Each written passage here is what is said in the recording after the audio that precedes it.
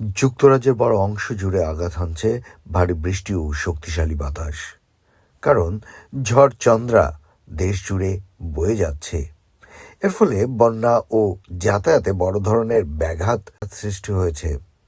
ইংল্যান্ডের দক্ষিণ পশ্চিমাঞ্চলে বেশ কয়েকটি রাস্তা বন্ধ করে দেওয়া হয়েছে এবং অনেক রেল পরিষেবা ব্যাহত হয়েছে।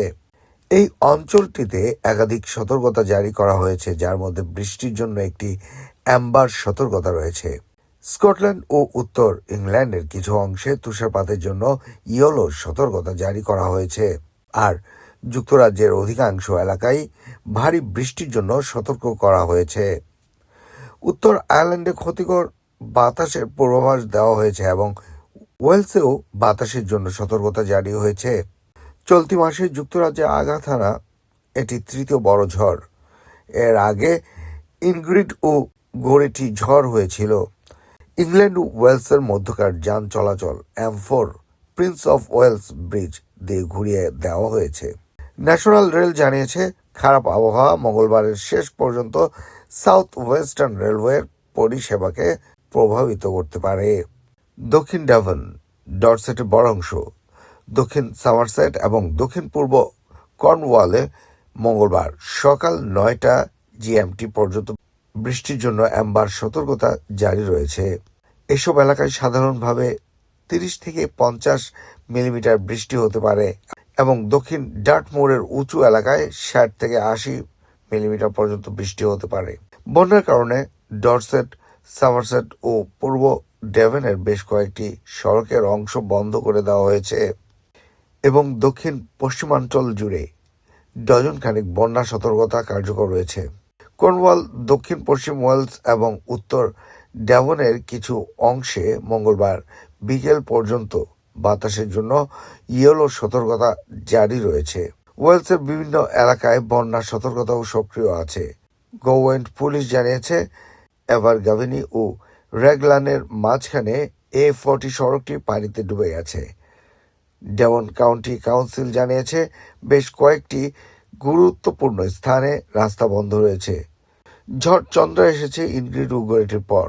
গোরেটিকে মেট অফিস গত 30 থেকে 35 বছরের কর্নওয়াল ও আইলস অফ সিলিতে আঘাত হানা সবচেয়ে প্রভাবশালী ঝড়গুলোর একটি বলে বর্ণনা করেছে।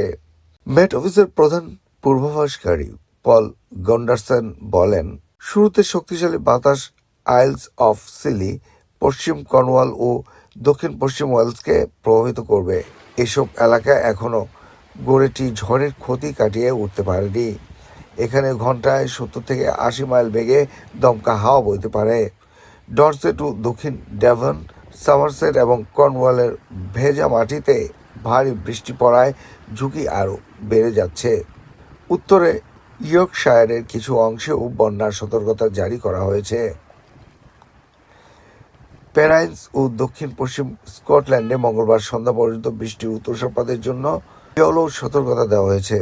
সেখানে পেনাইন্স ও দক্ষিণ পশ্চিম স্কটল্যান্ডে মঙ্গলবার সন্ধ্যা পর্যন্ত বৃষ্টি ও তুষারের জন্য ইয়েলো সতর্কতা দেওয়া হয়েছে।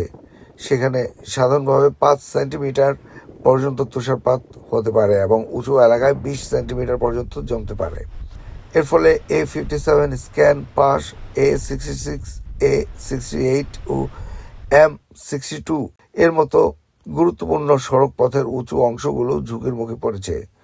কেন্দ্রীয় স্কটল্যান্ডের বড় অংশ জুড়ে সারাদিন বৃষ্টি ও তুষারের জন্য আরেকটি ইয়েলো সতর্কতা রয়েছে। পাশাপাশি দেশের দক্ষিণ পশ্চিমে বাতাসের জন্য সতর্কতা জারি আছে।